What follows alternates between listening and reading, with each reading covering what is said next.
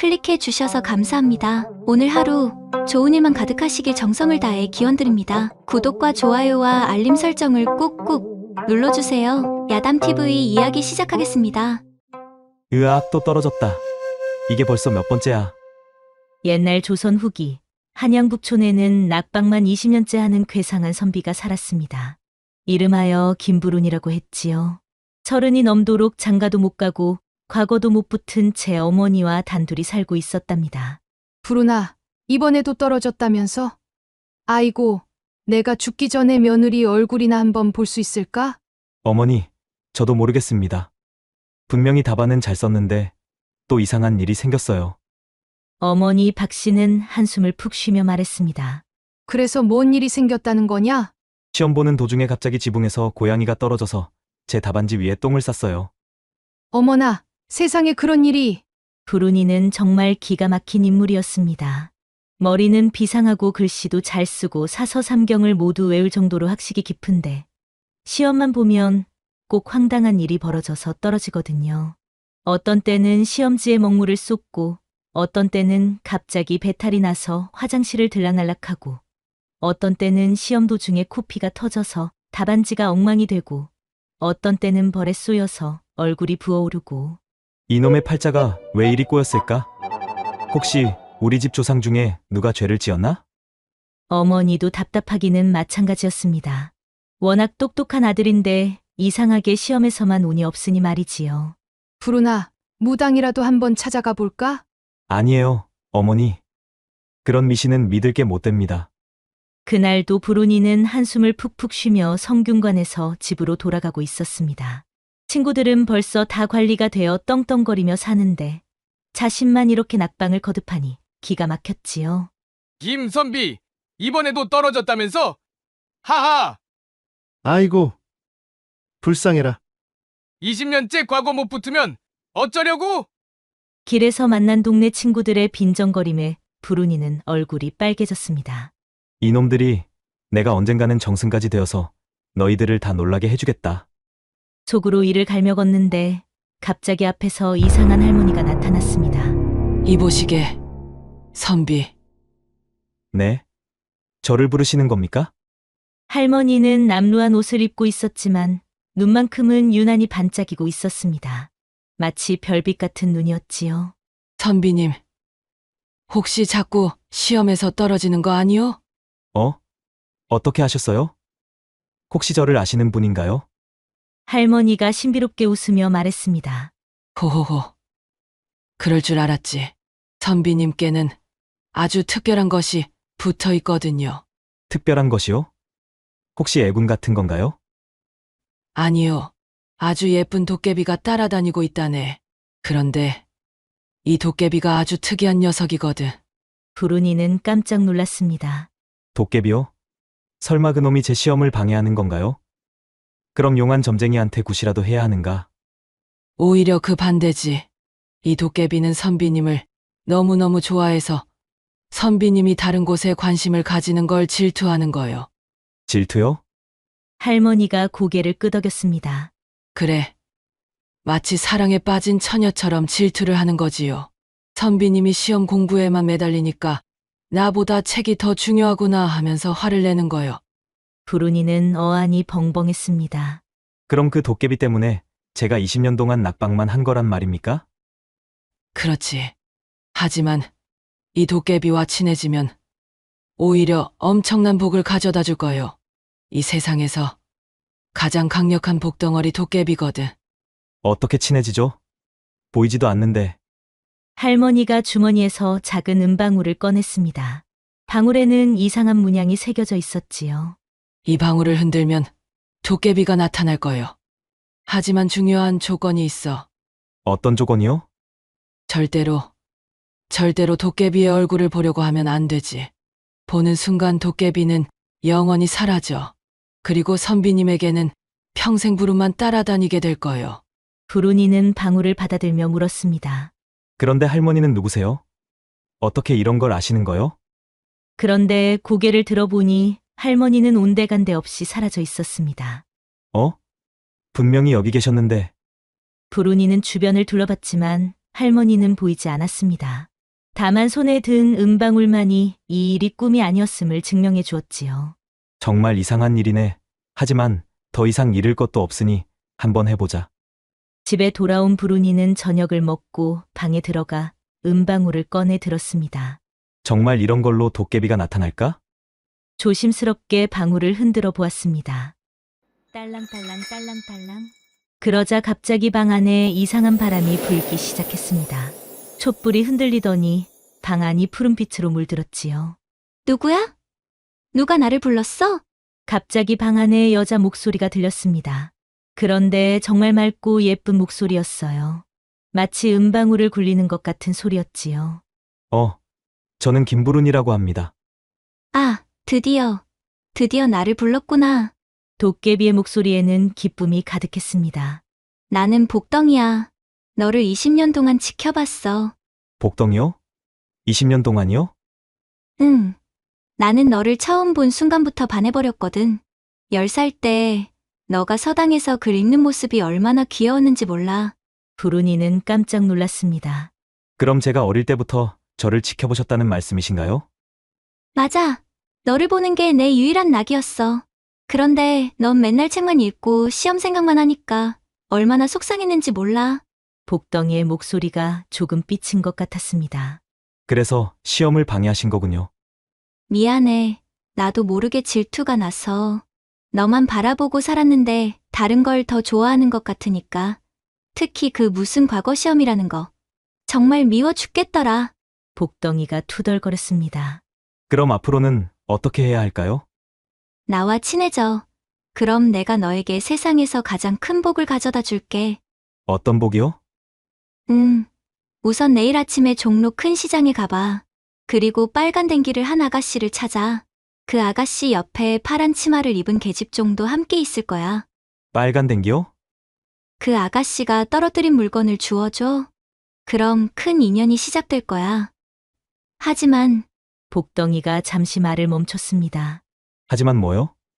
그 아가씨와 친해져도 좋지만 나를 잊으면 안 돼. 나는 너만 사랑하거든. 부르니는 복덩이의 귀여운 질투에 웃음이 나왔습니다. 알겠어요. 복덩이. 당신을 잊지 않을게요. 정말이야? 약속해. 약속해요.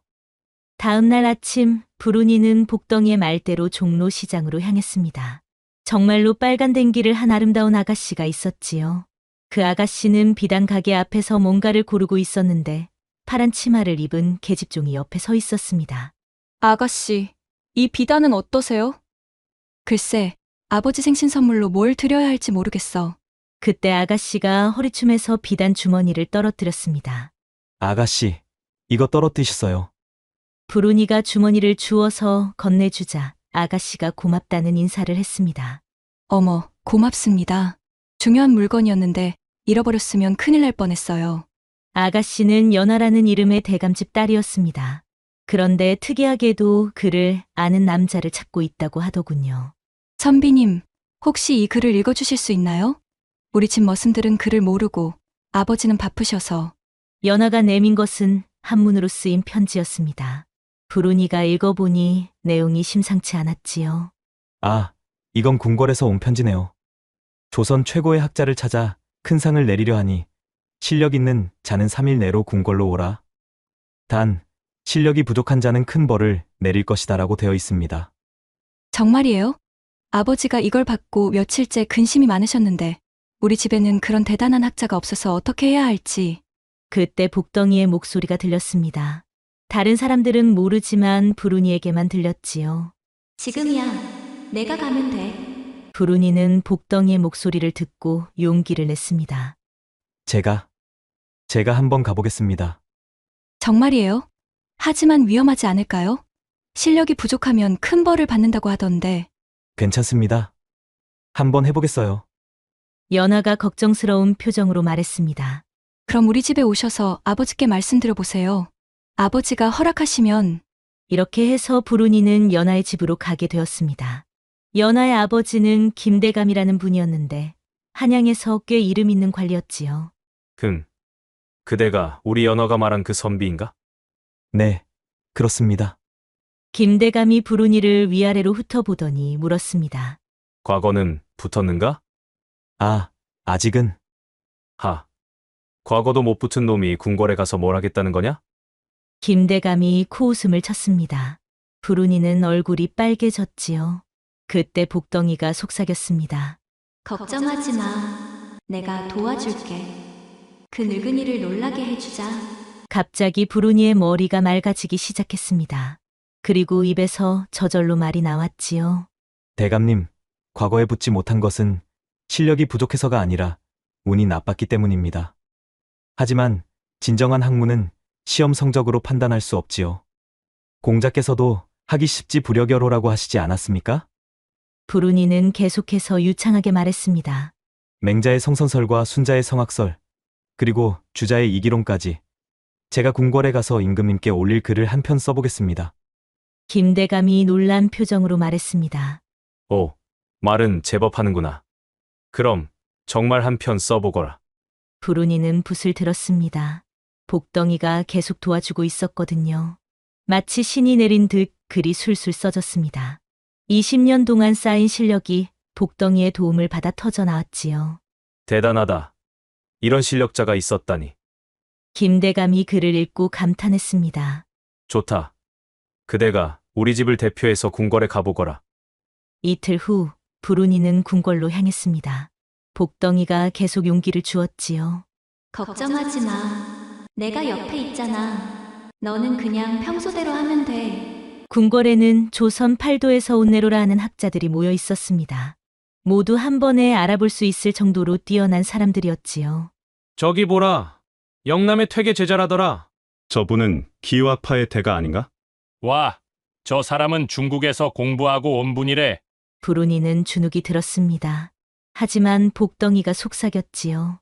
쟤들은 다 겉만 번지르르 해. 진짜 실력은 너가 훨씬이야. 시험이 시작되었습니다. 문제는 치국 평천하에 대해 논하라였지요. 불운이는 복덩이의 도움을 받아 마치 신이 내린 듯 글을 써내려갔습니다.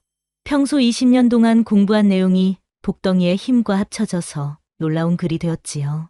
대단하다. 이런 글은 처음 본다. 시험관들이 감탄했습니다. 마침내 결과가 발표되었습니다. 김불은 너를 장원으로 한다. 임금님도 직접 나오셔서 말씀하셨지요. 이런 훌륭한 글은 처음 보았다. 너를 종사관으로 임명한다. 불운이는 꿈을 꾸는 것 같았습니다. 20년 만에 드디어 관리가 된 거였어요. 그날 밤 불운이는 복덩이에게 고마워했습니다. 복덩아, 정말 고마워. 너 덕분에 꿈을 이뤘어. 나도 기뻐. 이제 내가 나만 바라봐 줄 거지?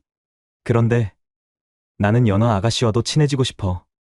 갑자기 정자 주변이 조용해졌습니다. 뭐라고? 복덩이의 목소리가 차갑게 변했습니다. 아, 아니야. 너도 좋아하고 연어 아가씨도 좋아하는 거야. 그럼 안 돼. 나만 사랑해야 해. 나는 20년 동안 너만 바라봤는데. 갑자기 바람이 불기 시작했습니다. 복덩이가 화를 내고 있는 것 같았지요. 복덩아, 진정해. 나는 내가 가장 소중해. 정말이야? 거짓말 아니야? 정말이야. 하지만 연어 아가씨는 나에게 기회를 준 분이잖아.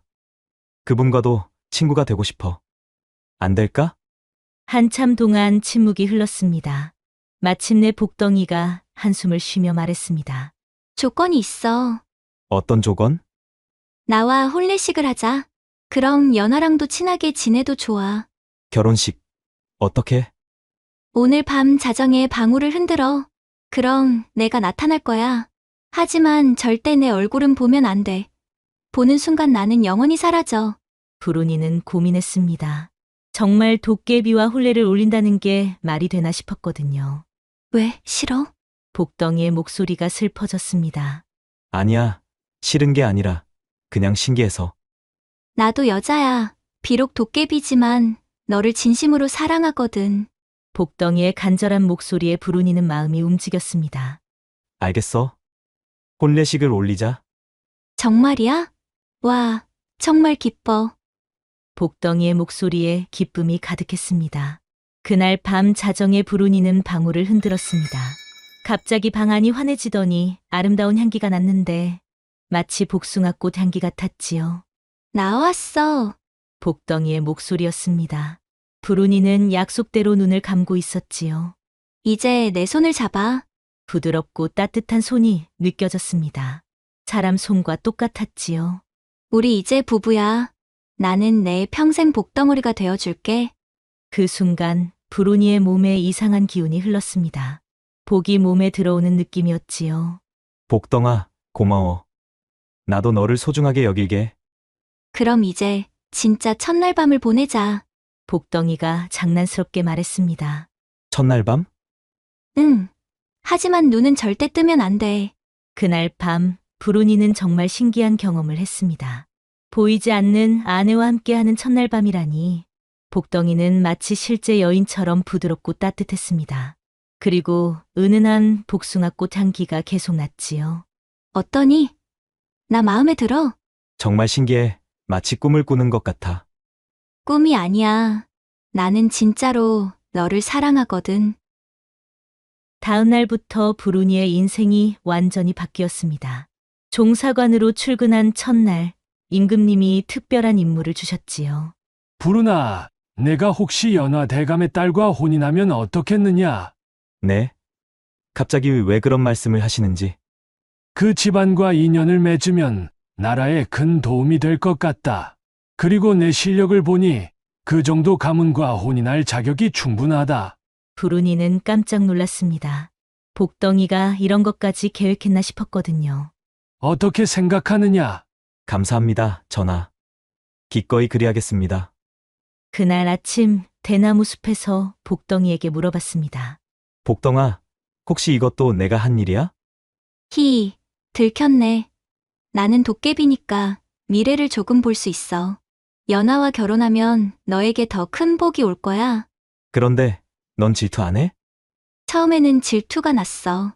하지만 생각해보니 이제 나는 내 몸속에 있으니까 영원히 함께 있는 거잖아. 연하는 눈에 보이는 아내고 나는 내 영혼의 동반자야. 정말 특이한 관계였습니다. 며칠 후 김대감이 불운이를 불렀습니다. 불운이 들었겠지만 임금님께서 내가 우리 연화와 혼인하기를 원하신단다. 네, 감사합니다. 사실 처음에는 너를 못마땅하게 생각했지만 종사관이 되는 걸 보니 실력이 있는 놈이구나. 좋다. 혼인을 허락하겠다. 연하와의 혼인 준비가 시작되었습니다. 그런데 이상한 일들이 계속 벌어졌어요. 혼수 준비를 하는데 갑자기 비단 상인이 찾아와서 최고급 비단을 공짜로 주고 갔고 금은보와 상인도 와서 값진 보석들을 선물로 주고 가는 게 아니겠습니까? 이상하네. 왜 이런 일들이? 내가 도와주고 있어. 내 신랑 혼인식은 화려해야지. 복덩이가 자랑스럽게 말했습니다. 혼인식 날이 다가오자 연하가 불운이에게 조심스럽게 물어봤습니다. 서방님, 혹시 비밀이 있으신 건 아니죠? 비밀이요? 요즘 서방님 주변에서 이상한 일들이 자꾸 일어나잖아요. 그리고 가끔 혼자 중얼거리시는 것 같기도 하고. 불운이는 고민했습니다. 연하에게 복덩이 이야기를 해야 할까요? 그때 복덩이가 말했습니다. 연하에게 말해줘. 어차피 결혼하면 가족이 될 거잖아. 사실은 불운이는 용기를 내어 모든 것을 털어놓았습니다. 복덩이와의 만남, 도깨비와의 결혼, 그리고 지금까지 받은 도움까지 모든 것을 말이지요. 정말이에요? 도깨비가? 네, 믿기 어려우시겠지만 사실입니다. 그런데 연하는 의외로 차분했습니다. 사실 저도 느꼈어요. 서방님 주변에 뭔가 특별한 기운이 있다는 걸요. 화나지 않으세요? 왜 화를 내겠어요? 그 도깨비 덕분에 서방님이 출세하신 거잖아요. 그리고 저와도 인연을 맺게 해주셨고요. 연하가 빙그레 웃으며 말했습니다. 안녕하세요, 복덩이님. 저는 연하예요. 갑자기 방 안에서 깔깔거리는 웃음소리가 들렸습니다. 어머, 연하가 나에게도 인사하네. 안녕, 연하야. 우리 잘 지내자. 목소리가 정말 예쁘시네요. 혹시 모습을 보여주실 수는 없나요? 안 돼. 내 얼굴을 보면 나는 사라져버려. 그럼 손만이라도. 그날 복덩이는 조심스럽게 연하의 손을 잡아주었습니다. 와, 정말 부드러워요. 그리고 따뜻해요. 그럼, 나도 여자거든. 이렇게 해서 세 명이 함께 사는 특이한 가정이 꾸려졌습니다. 혼인식은 한양에서 가장 화려하게 치러졌습니다. 복덩이가 곳곳에서 도움을 주었거든요. 와, 이런 혼인식은 처음 봐. 신랑 신부 복이 정말 많은가 보네. 하객들이 모두 감탄했습니다.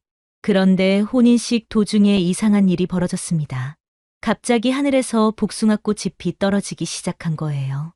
어머, 이게 무슨 일이야? 지금이 복숭아 꽃철도 아닌데. 사람들이 신기해하고 있을 때 복덩이가 속삭였습니다. 내 축복이야. 너희 두 사람이 행복하기를 바라는 마음이야. 혼인식이 끝나고 첫날 밤이 되었습니다. 연하가 조심스럽게 물어봤습니다. 서방님, 복덩이님도 함께 계신 거죠? 응, 여기 있어. 복덩이가 대답했습니다. 이상한 질문이지만 우리 셋이 함께 지내는 건가요? 그럼, 나는 브루니의 영혼의 아내고, 너는 현실의 아내야. 우리는 자매 같은 거지. 연하가 웃으며 말했습니다. 재미있네요. 이런 가족은 처음이에요. 그날 밤, 세 사람은 정말 특별한 첫날 밤을 보냈습니다. 연하와 브루니가 부부의 정을 나누는 동안 복덩이는 조용히 축복을 내려주었지요. 복덩이님, 고마워요. 뭘? 이제 우리는 가족이잖아. 다음 날부터 더욱 신기한 일들이 벌어지기 시작했습니다. 브루니는 종사관에서 승승장구했습니다. 복덩이가 미래를 알려주었거든요. 내일 이 판사님이 너를 시험할 거야. 복덩이의 조언 덕분에 브루니는 모든 시험을 완벽하게 통과했습니다. 집에서는 연하가 현명한 아내 역할을 했습니다. 그리고 복덩이는 집안에 끊임없는 복을 가져다 주었지요. 연아야, 오늘 시장에 가면 좋은 물건을 쌀 수 있을 거야. 정말요? 뭘 사면 좋을까요? 쌀집 할머니가 특별한 쌀을 팔 거야. 그 쌀로 밥을 지으면 브루니 몸이 더 건강해질 거야. 정말로 복덩이 말대로였습니다. 연하가 그 쌀을 사서 밥을 지어주니 브루니의 몸이 한층 튼튼해졌어요. 그런데 어느 날 복덩이가 이상한 말을 했습니다. 브루나, 나에 대한 중요한 말이 있어. 뭔데? 사실 나는 원래 사람이었어. 뭐라고? 브루니와 연하가 깜짝 놀랐습니다. 200년 전에 나도 사람이었어. 그런데 사랑하는 사람을 잃고 너무 슬퍼서 도깨비가 된 거야. 복덩이의 목소리가 슬퍼졌습니다. 그 사람은 너와 똑같이 생긴 선비였어. 이름도 김브룬이었지. 그래서 너를 처음 봤을 때 깜짝 놀랐던 거야. 그럼 나는? 아니야. 너는 그 사람의 환생이 아니야. 그냥 우연히 닮았을 뿐이야. 하지만 처음에는 그 사람인 줄 알았어. 복덩이가 계속 말했습니다. 그런데 너와 함께 지내면서 깨달았어. 너는 그 사람과는 완전히 다른 사람이야. 그리고 나는 진짜로 너를 사랑하게 된 거야. 복덩아, 그런데 말이야, 이제 나의 한이 풀렸어. 너와 연하가 행복한 모습을 보니까 마음이 평온해졌어. 갑자기 불안한 예감이 들었습니다. 설마 뭐 떠나려는 거야? 아니야, 아직은 아니야. 하지만 언젠가는 떠날 수도 있어. 안 돼. 절대 안 돼. 연하도 말했습니다. 복덩이님, 우리가 가족인데 어떻게 떠나세요? 고마워, 연하야. 하지만 도깨비는 영원히 한 곳에 머물 수 없어. 언젠가는 다른 곳으로 가야 해. 그날 밤, 세 사람은 슬픈 마음으로 밤을 보냈습니다. 며칠 후, 더 큰 시험이 찾아왔습니다. 연하가 아이를 가진 것입니다. 서방님, 제가 아이를 가진 것 같아요. 정말이야? 브루니가 기뻐하자 복덩이도 좋아했습니다. 와, 우리 아기가 생기는 거야. 복덩이님도 기뻐하시는군요. 당연하지. 나도 이모가 되는 거잖아. 하지만 문제가 생겼습니다. 연하가 몸이 너무 약해진 거예요. 의원님, 어떻게 된 거예요? 이상합니다. 부인의 몸에 이상한 기운이 흐르고 있어요. 마치 두 개의 다른 기운이 싸우고 있는 것 같습니다. 그때 복덩이가 깨달았습니다. 아, 내 기운이 연하에게 영향을 주고 있구나. 뭐라고? 나는 도깨비니까 사람과는 다른 기운을 가지고 있어. 그런데 우리가 함께 살면서 내 기운이 연하와 아기에게 영향을 주고 있는 거야. 그럼 어떻게 해야 해? 복덩이가 한참 고민하더니 말했습니다. 내가 멀리 떠나야 해. 안 돼! 브루니와 연하가 동시에 외쳤습니다. 다른 방법은 없을까? 있어. 하지만 복덩이가 망설였습니다. 하지만 뭐야? 내가 인간이 되는 거야. 그럼 내 기운이 바뀌어서 연하와 아기에게 해를 주지 않을 거야. 그게 가능해? 가능해. 하지만 조건이 있어. 어떤 조건?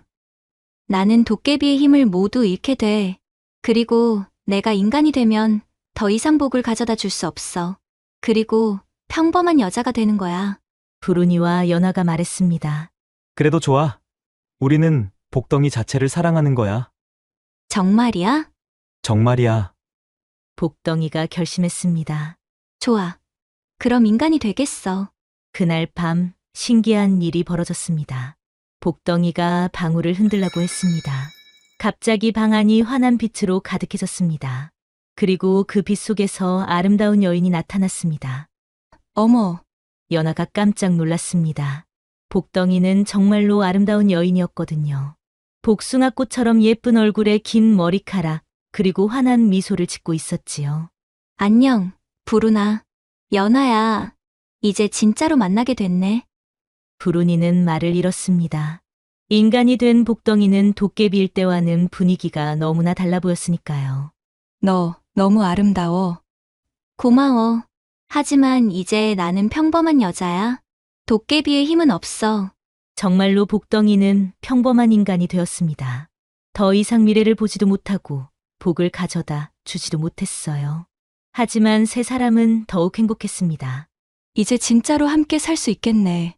응, 우리 세 명이서. 복덩이는 연하의 둘째 언니로 행세했습니다. 갑자기 나타난 것을 설명하기 위해서 멀리서 살다가 온 것이라고 했지요. 몇 달 후 연하가 건강한 아들을 낳았습니다. 우리 아들이야. 정말 예쁘다. 복덩이도 아기를 안아보며 행복해했습니다. 내가 이모야. 잘 부탁해. 아기는 복덩이를 무척 좋아했습니다. 복덩이가 안으면 울음을 뚝 그쳤거든요. 신기하네. 복덩이만 보면 저렇게 좋아해. 그럼 나는 특별한 이모니까. 이렇게 해서 4명의 특별한 가족이 완성되었습니다. 부르니는 계속 승진해서 마침내 정승까지 되었습니다. 그리고 복덩이의 도깨비 힘은 없어졌지만 그동안 쌓인 실력과 인품으로 스스로 성공한 거였지요. 한편 연하는 현명한 아내이자 어머니가 되었고 복덩이는 든든한 조력자가 되어 주었습니다. 몇 년이 지나서 집에는 아들 둘과 딸 하나가 더 생겼는데 복덩이는 모든 아이들의 이모가 되어서 정말 행복하게 살았지요. 어느 날 저녁 세 사람이 마루에 앉아서 별을 보고 있었습니다. 참 신기하지? 우리가 이렇게 만나서 가족이 될 줄 누가 알았겠어? 운명이었나 봐. 복덩이가 대답했습니다. 20년 동안 기다린 보람이 있었어. 그때 정말 질투가 많았었지? 연하가 웃으며 물었습니다. 그럼 내가 얼마나 질투했는데. 특히 그 시험 공부가 제일 미웠어. 하지만 이제는 모든 게 완벽해. 20년 동안 꿈꿔왔던 것보다 훨씬 더 행복해. 부르니가 복덩이와 연하의 손을 꼭 잡으며 말했습니다. 나는 과거에 붙는 게 꿈이었는데 정작 진짜 꿈은 이런 가족이었구나. 연하가 눈시울을 붉히며 말했습니다. 저도요. 처음엔 그저 좋은 남편을 만나는 게 소원이었는데 이렇게 특별한 언니까지 얻게 될 줄 누가 알았겠어요. 복덩이가 두 사람의 손을 더욱 꼭 잡으며 말했습니다. 200년을 기다린 보람이 있었어. 처음 사랑은 이룰 수 없었지만 진짜 사랑은 이렇게 찾아온 거구나. 우리 세 명이 함께라면 어떤 어려움도 두렵지 않아. 이렇게 해서 불운한 선비와 사랑 많은 도깨비, 그리고 현명한 아내가 함께 만든 특별한 가족 이야기가 전해져 내려온답니다. 세상에는 때로 보이지 않는 도움이 있습니다. 그것이 사랑하는 사람의 마음이든 조상의 보살핌이든 아니면 정말 도깨비의 장난이든 말이지요. 중요한 것은 그런 도움에 감사하며 또 다른 사람에게도 보이지 않는 도움을 줄 수 있는 마음을 갖는 것이 아닐까요? 여러분은 어떻게 생각하시나요? 혹시 여러분 주변에도 복덩이 같은 보이지 않는 도움을 주는 존재가 있을까요? 아니면 부르니처럼 계속 안 풀리는 일들이 있으신가요? 댓글로 알려주시면 제가 정성껏 기도해 드릴게요.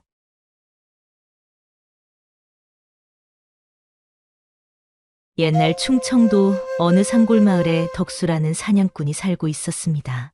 덕수는 키도 크고 어깨도 넓어 사냥꾼치고는 제법 멋진 외모를 하고 있었지요. 하지만 마을 사람들은 덕수를 그저 바보 취급을 했습니다. 덕수야, 오늘은 또 무엇을 잡아왔느냐? 마을 이장이 물어보자 덕수는 머리를 극적이며 대답했습니다. 아, 이장님. 오늘도 토끼 한 마리 잡았는데 너무 불쌍해서 놓아줬습니다. 아이고, 이 바보야. 그럼 너는 뭘 먹고 살겠다는 거냐? 괜찮습니다. 산에서 나물이나 열매 따먹으면 되니까요. 이장은 고개를 절레절레 흔들었습니다. 덕수는 매일 이런 식이었거든요. 사냥감을 잡아놓고는 불쌍하다며 놓아주기 일쑤였지요. 저 바보 같은 놈이 언제까지 저럴까? 사냥꾼이 사냥감을 놓아주다니. 세상에 그런 바보가 어디 있어? 마을 사람들은 덕수를 보며 혀를 끌끌 찼습니다. 하지만 덕수는 개의치 않았답니다. 오히려 해맑게 웃으며 말했지요. 생명은 소중한 것이잖아요. 죽이는 것보다 살리는 게 더 좋지 않을까요?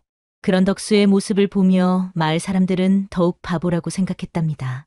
하지만 마을의 늙은 대장장이 쇠돌이는 덕수를 보며 고개를 갸우뚱했습니다. 저 친구는 볼 때마다 참 이상하구만. 이장님, 작년 겨울에 호랑이가 나타났을 때 기억하시나요? 아, 그때 말인가. 온 마을이 그 호랑이 때문에 벌벌 떨었지. 그때 덕수가 맨손으로 그 호랑이를 쫓아냈지 않습니까? 이장이 턱을 만지며 고개를 끄덕였습니다. 그러고 보니 그랬지. 하지만 저놈이 어떻게 했는지는 아무도 못 봤지 않은가? 맞습니다. 하지만 다음날 호랑이가 산 너머로 도망쳤더군요. 그것뿐만이 아니요, 이장님. 저번에 무거운 돌덩이를 혼자서 번쩍 들어 올리는 것도 봤는데 그 돌덩이면 장정 5이 달라붙어도 안 움직이던 것 아닌가?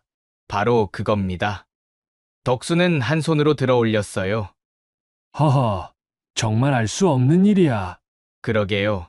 뭔가 숨기고 있는 무림고수가 아닐까요? 에이, 이 사람아, 저리 순둥순둥한 사람이 설마 무림고수겠는가? 두 사람은 덕수를 바라보며 의아했지만 덕수는 여전히 해맑게 웃고 있었습니다.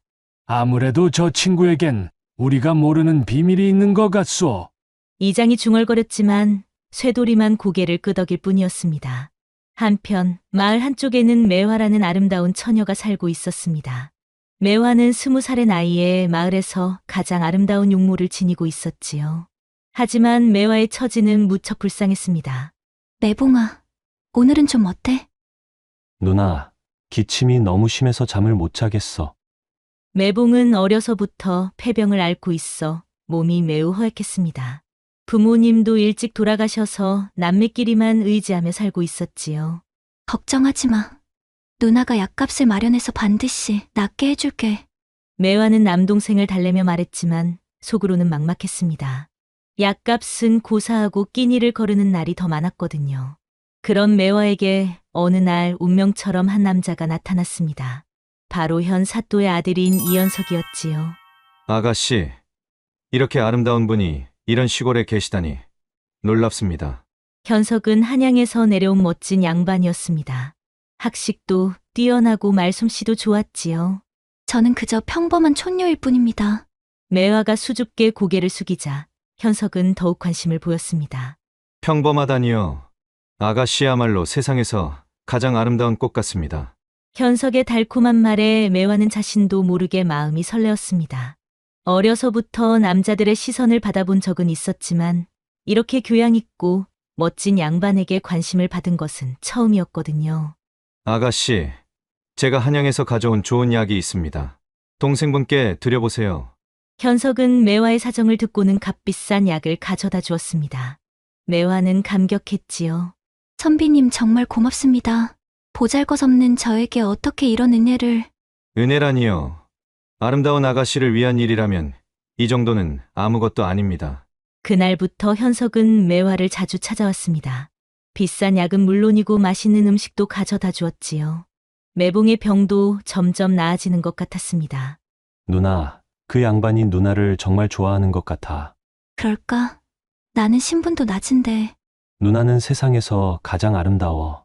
누가 안 좋아하겠어? 매봉의 말에 매화는 부끄러워했지만 속으로는 현석에 대한 마음이 점점 커져가고 있었습니다. 며칠 후 현석이 매화를 찾아와 말했습니다. 매화, 나와 함께 한양으로 가지 않겠소? 한양으로요? 그렇소. 매화처럼 아름다운 여인이 이런 시골에서 섰기에는 너무 아깝지. 내가 잘 보살펴주겠소. 매화는 고민이 되었습니다. 한편으로는 현석과 함께하고 싶었지만 다른 한편으로는 아직 완전히 낫지 않은 동생이 걱정되었거든요. 동생이 아직 완전히 낫지 않아서. 걱정하지 마. 한양에 가면 더 좋은 의원들이 많아. 동생도 함께 데려가면 되잖아. 현석의 말에 매화는 마음이 흔들렸습니다. 그리고 그날 밤 현석의 달콤한 유혹에 넘어가 처녀의 몸을 허락하고 말았지요. 매화야, 이제 너는 내 사람이야. 평생 너만을 사랑하겠다. 정말이에요? 선비님과 저는 신분이 다른데 정말 저를 책임져 주실 거예요? 신분이 무슨 상관이야. 사랑 앞에서는 모든 게 평등한 거야. 현석의 말을 믿은 매화는 행복해했습니다. 드디어 자신도 좋은 사람을 만나 행복하게 살 수 있을 것 같았거든요. 그렇게 매화는 현석이 원할 때마다 인적 드문 숲속에서 그를 받아주었지요. 하지만 몇 달 후 현석의 태도가 완전히 달라졌습니다. 매화야, 미안하다. 아버지께서 한양에서 혼처를 정해놓으셨어. 선비님 그게 무슨 말씀이에요? 나도 어쩔 수 없어. 집안의 체면이라는 게 있잖아. 매화는 하늘이 무너지는 것 같았습니다.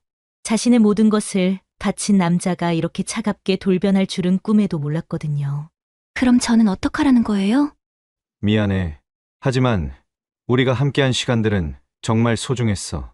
현석은 그렇게 말하고는 매화에게서 등을 돌렸습니다. 매화는 그 자리에 주저앉아 울고 또 울었지요. 그 후로 매화의 삶은 지옥 같았습니다. 마을 사람들은 현석과의 일을 알고는 매화를 손가락질했거든요. 저것이 양반님 품에 들었다가 버림받았다더라. 역시 문수를 모르면 안 되는 거야. 처녀가 몸을 허락하고는 이제 와서 뭘 하겠다고? 마을 사람들의 차가운 시선과 수군거림에 매화는 하루하루가 고통스러웠습니다.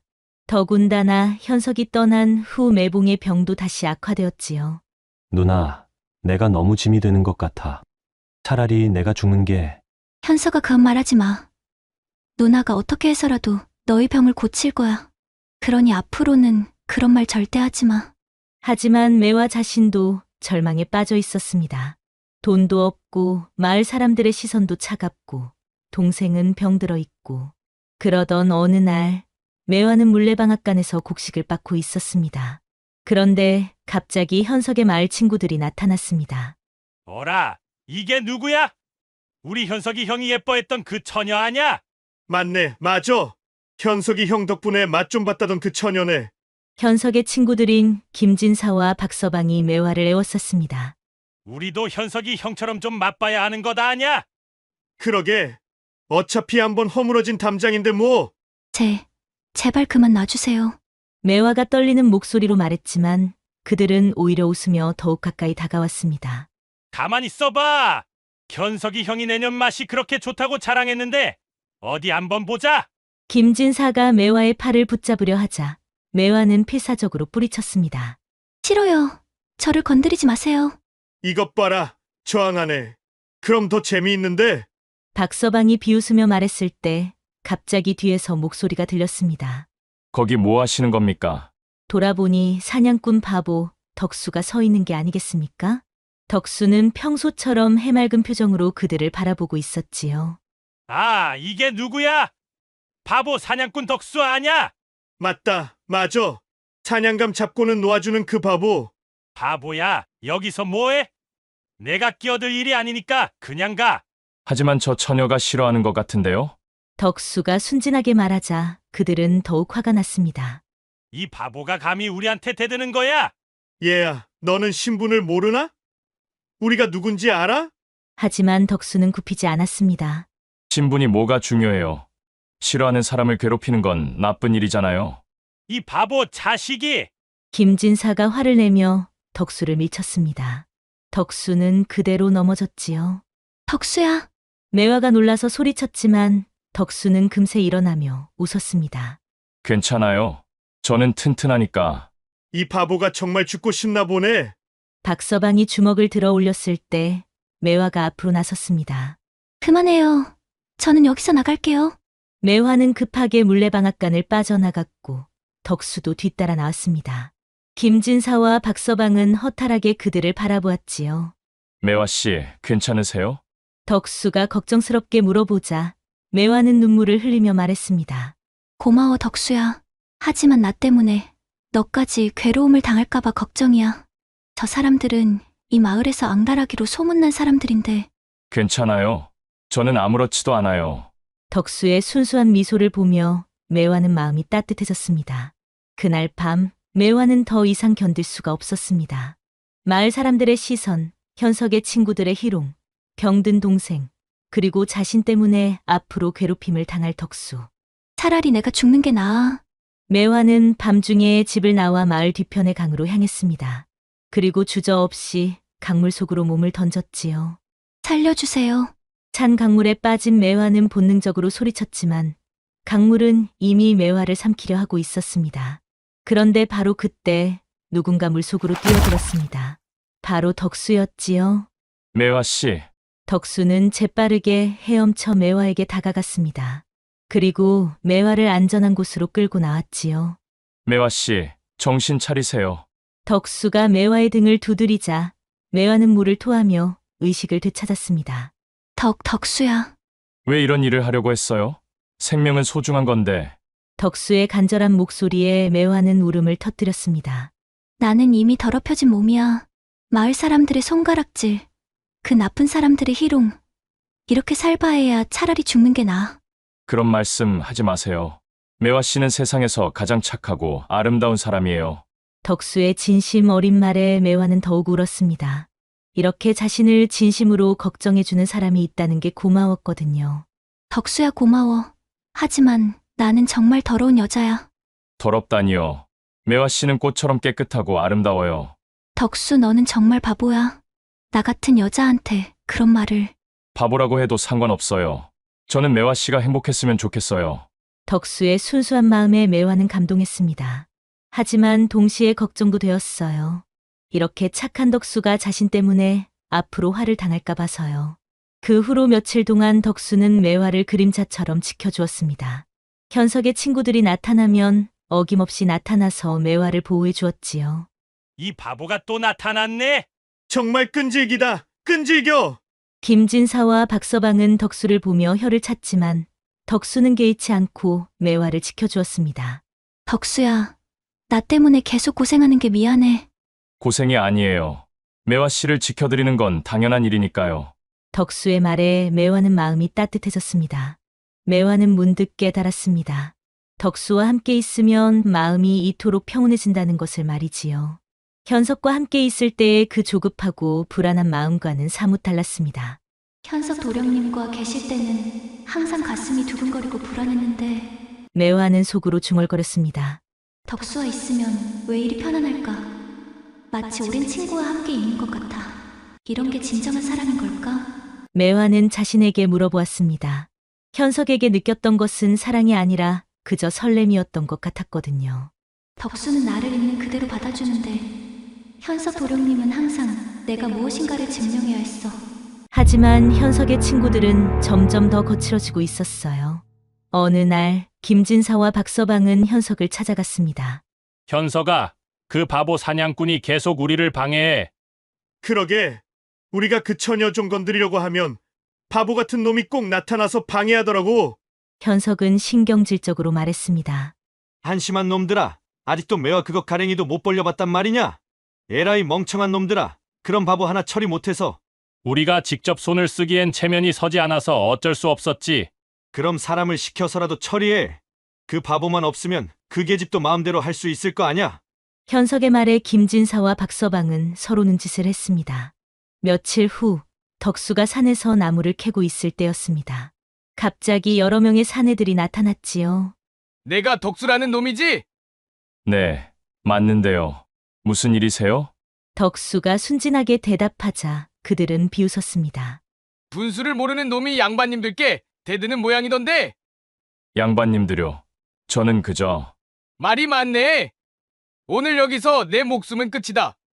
사내들이 몽둥이를 빼들자 덕수는 당황했습니다. 잠깐만요. 저는 싸움을 안 해요. 싸움을 안 한다고? 그럼 그냥 죽어주겠다는 거냐? 저는 정말 아무도 해치고 싶지 않아요. 덕수의 말에 사내들은 더욱 비웃었습니다. 이놈이 소문만 들었는데 진짜 바보네. 좋아, 그럼 편하게 죽여주마. 사내들이 일제히 덕수에게 달려들었습니다. 덕수는 피하려고 했지만 사방에서 몽둥이가 날아오고 있었지요. 그런데 그때였습니다. 덕수가 한숨을 쉬며 중얼거렸습니다. 아, 정말 어쩔 수 없네요. 그 순간 덕수의 눈빛이 완전히 달라졌는데 휙, 탁, 쾅! 번개같이 빠른 몸놀림과 함께 사내들이 하나둘씩 쓰러져 갔습니다. 덕수는 한 손가락만 사용해서 그들을 모두 제압해버렸지요. 어떡해?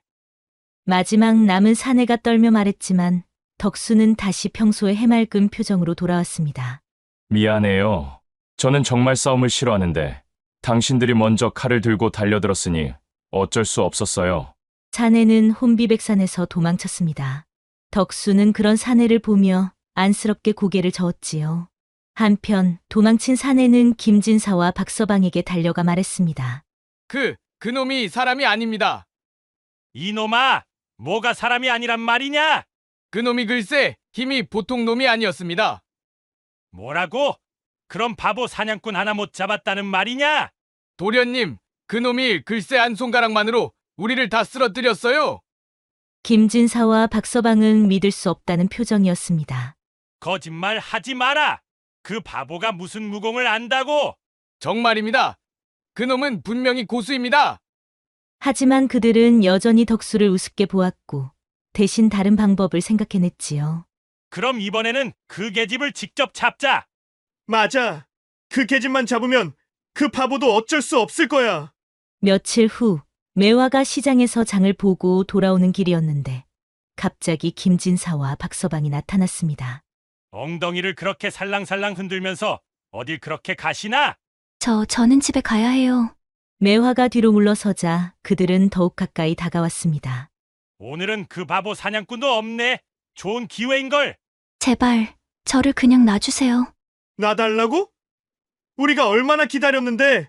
그런데 그들이 매화를 끌고 가려 할 때 또다시 덕수가 나타났지요.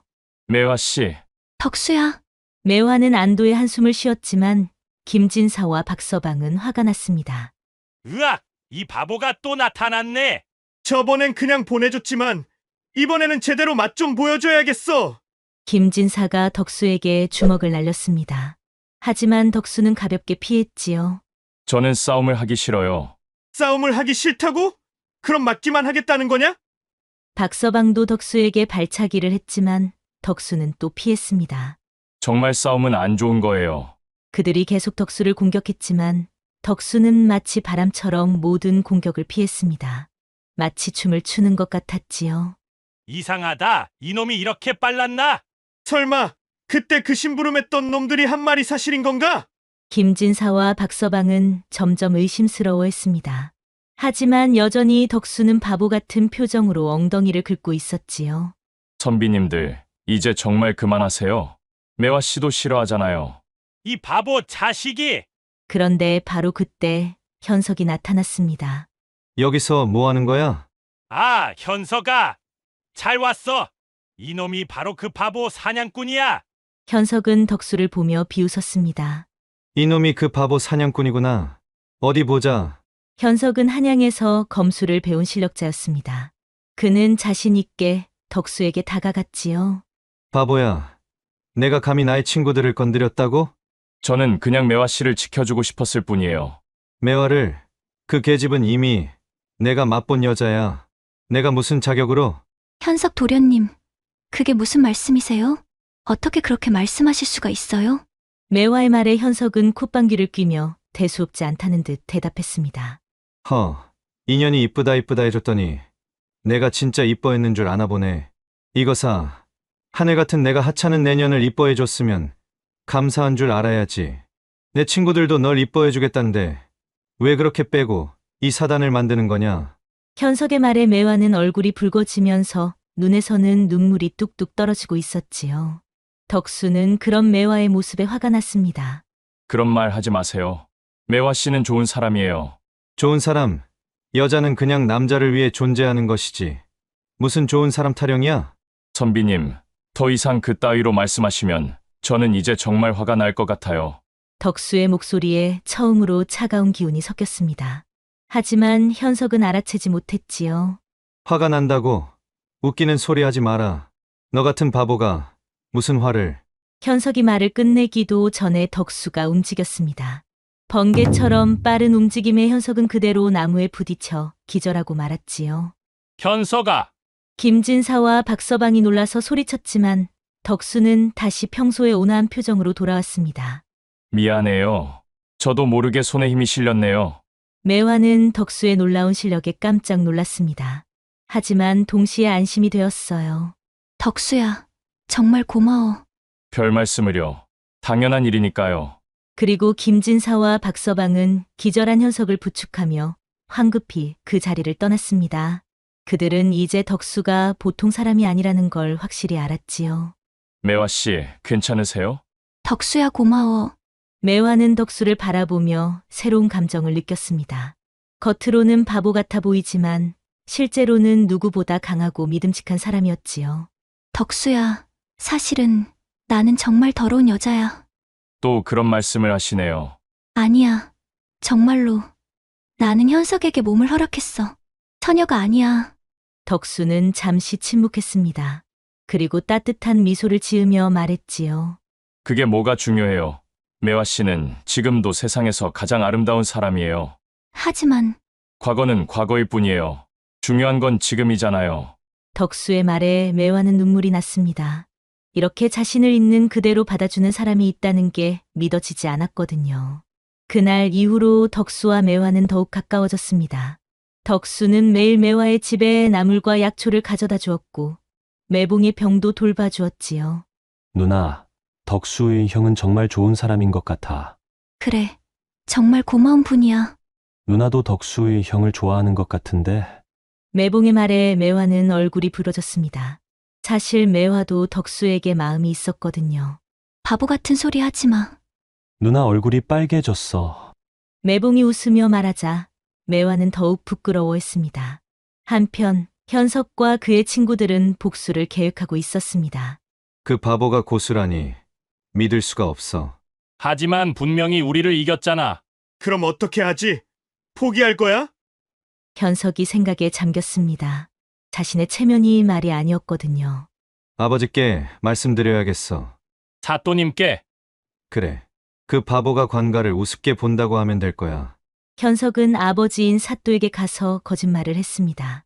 아버지, 마을에 불순한 자가 있습니다. 불순한 자라니? 덕수라는 사냥꾼인데 관가의 권위를 우습게 보고 있습니다. 그런 자가 있다고? 네.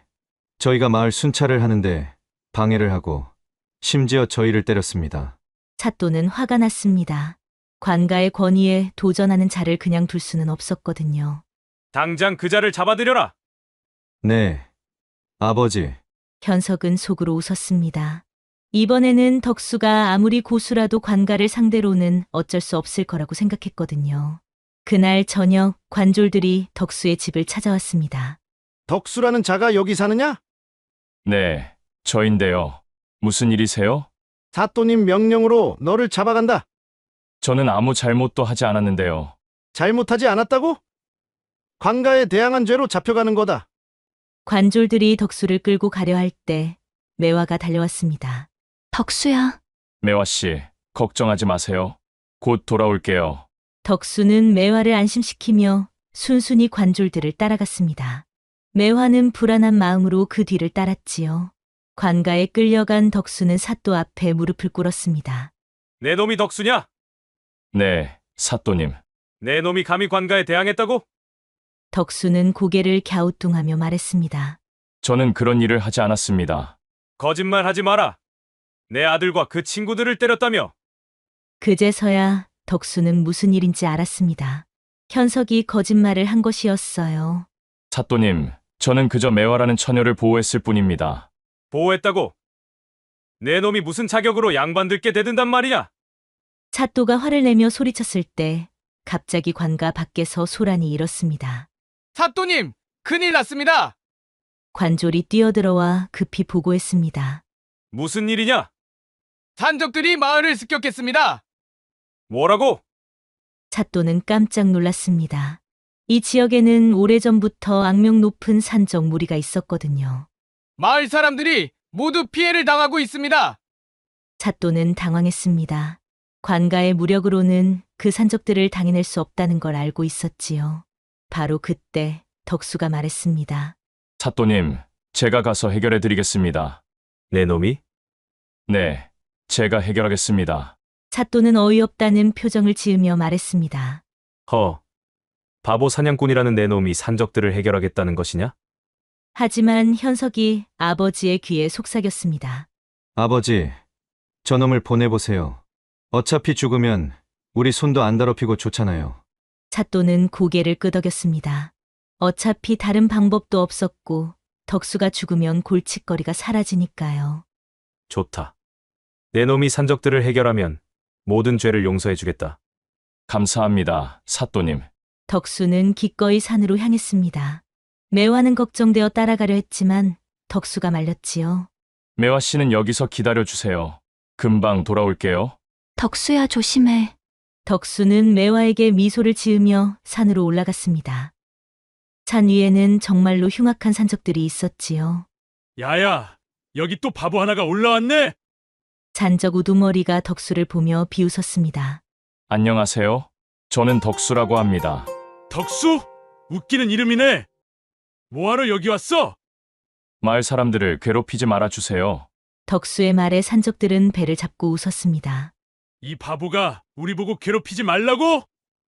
야, 내 놈이 여기가 어딘 줄 알고 그런 소리 해? 하지만 덕수는 진지했습니다. 정말로 그만두세요.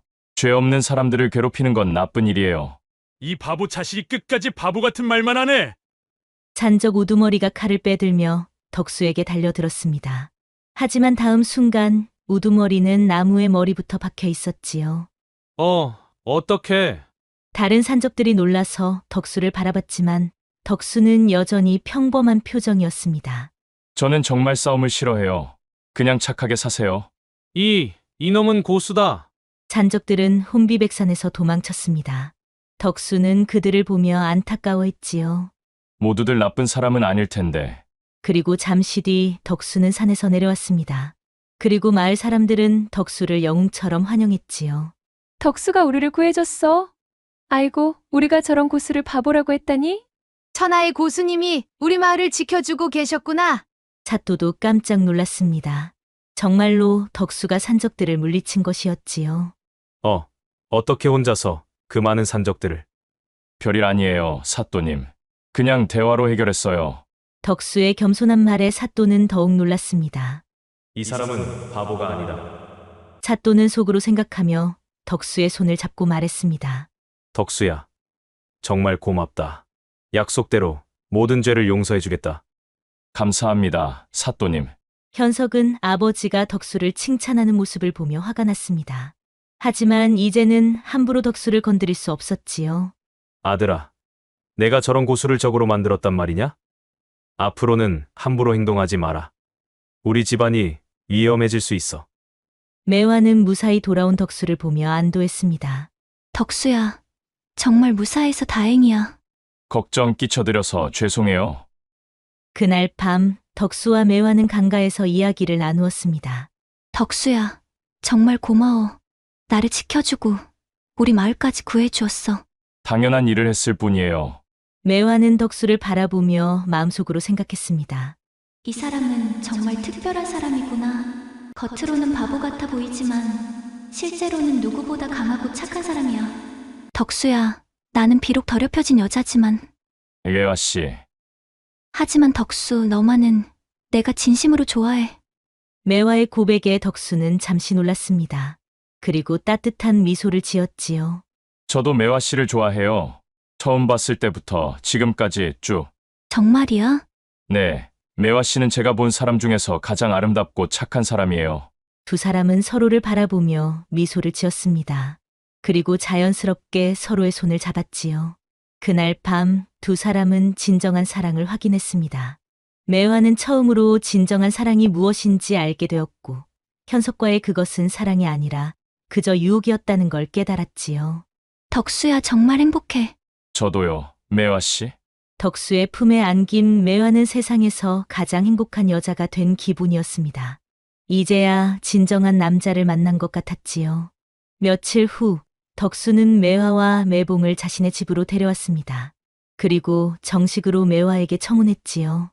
매화 씨, 저와 정식으로 혼인해 주시겠어요? 응, 좋아. 덕수의 말에 매화는 감동해서 눈물을 흘렸습니다. 이렇게 자신을 있는 그대로 사랑해주는 사람이 있다는 게 믿어지지 않았거든요. 고마워, 덕수야. 내가 평생 잘할게. 저야말로 감사해요. 그렇게 두 사람은 정식으로 혼인을 올렸습니다. 아이고 축하한다. 덕수야. 그리고 매화도 정말 좋은 사람 만났네 그려.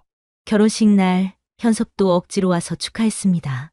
이제는 더 이상 덕수를 건드릴 수 없었거든요. 축하한다. 덕수. 고마워요, 현석 도령님. 덕수는 여전히 현석에게도 예의 바르게 대했습니다. 과거 일은 모두 잊고 새로 시작하자는 마음이었지요. 혼인 후 덕수와 매화는 행복하게 살았는데 어느 날 저녁이었습니다. 두 사람이 집 앞에서 석양을 바라보고 있었는데 매화가 갑자기 덕수에게 물어보았지요. 여보, 사실 정체가 뭐예요? 정말 그냥 사냥꾼이세요? 덕수는 잠시 미소를 지었습니다. 사실 저는 어려서부터 뒷골목에서 자랐어요. 뒷골목요? 네, 한때 조선의 뒷골목을 통일했었던 패왕권이라고 불렸어요. 하지만 피비린내 나는 생활이 싫어서 이곳에 내려와 평범하게 살려고 했어요. 매화는 깜짝 놀랐습니다. 자신의 남편이 그런 대단한 사람이었다니요. 그럼 왜 바보인 척 하신 거예요? 진정한 강함이란 힘을 쓰지 않는 것이라고 생각했어요. 그래서 가능한 한 평화롭게 살려고 했지요. 하지만 저를 지켜주려고. 매화 씨는 특별해요. 매화 씨를 위해서라면 뭐든지 할 수 있어요. 덕수의 말에 매화는 다시 한번 감동했습니다. 이 사람은 정말로 자신을 위해 모든 걸 바꿀 만큼 사랑해주고 있었거든요. 고마워요, 여보. 저도 여보를 평생 사랑할게요. 내가 더 고마워요. 저 또한 평생 매화 당신만을 사랑할게요. 그날 밤 두 사람은 더욱 깊은 사랑을 나누었습니다. 매화는 이제야 진정한 남자의 품이 어떤 것인지 알게 되었지요. 현석과는 비교할 수도 없는 따뜻하고 강한 사랑이었지요. 이게 정말 꿈은 아니겠죠? 매화, 꿈은 내가 꾸고 있는 것 같소. 이렇게 아름답고 착한 여인을 아내로 맞아들이다니 말이오. 덕수의 따뜻한 품에 안긴 매화는 과거의 모든 아픔을 잊을 수 있었습니다. 이제는 오직 행복한 미래만이 기다리고 있을 뿐이었어요. 그 후로도 덕수와 매화는 행복하게 살았습니다. 그리고 현석도 나중에는 자신의 잘못을 뉘우치고 진심으로 사과했습니다. 덕수. 정말 미안했다. 그리고 축하한다. 괜찮아요. 모든 일에는 의미가 있으니까요. 덕수는 너그럽게 현석을 용서해 주었습니다. 그리고 현석도 그 후로는 마을을 위해 좋은 일을 많이 했답니다. 이렇게 두 사람의 아름다운 사랑 이야기는 오래오래 마을에서 전해져 내려왔답니다. 겉으로는 부드럽고 온화해 보이지만 속으로는 굳센 의지와 강한 힘을 지닌 덕수처럼 겉으로는 바보 같아 보일지라도 내면에는 누구보다 강한 의지와 따뜻한 마음을 가진 사람이 진정한 외윤의 강의 강자가 아닐까요? 여러분은 덕수처럼 자신의 능력을 숨기고 겸손하게 사는 것과 자신의 실력을 당당하게 드러내며 사는 것 중 어느 쪽이 더 현명하다고 생각하시나요? 옛날 옛적 경상도 어느 작은 마을에 민철이라는 서당 훈장이 살고 있었습니다. 25살의 민철은 마음씨는 착했지만 주머니는 늘 비어있는 가난뱅이였지요. 아이고, 오늘도 쌀독이 바닥이네. 이거 어찌 살아가나 몰라. 민철은 텅 빈 쌀독을 보며 한숨을 푹 쉬었습니다. 그런데 그때였어요. 서당 마당에 부시럭부시럭 소리가 들려왔지요. 거참, 할매, 거서 뭐 하는 것이오? 민철이 나가보니 허리 굽은 거지 할머니 하나가 쓰러져 있는 게 아니겠습니까? 할머니는 몇 날 며칠을 굶었는지 뼈만 앙상하게 남은 채였지요. 아이고, 할머니, 어서 일어나시오. 젊은이, 배가 고파서 혹시 먹을 것 좀 주시겠소?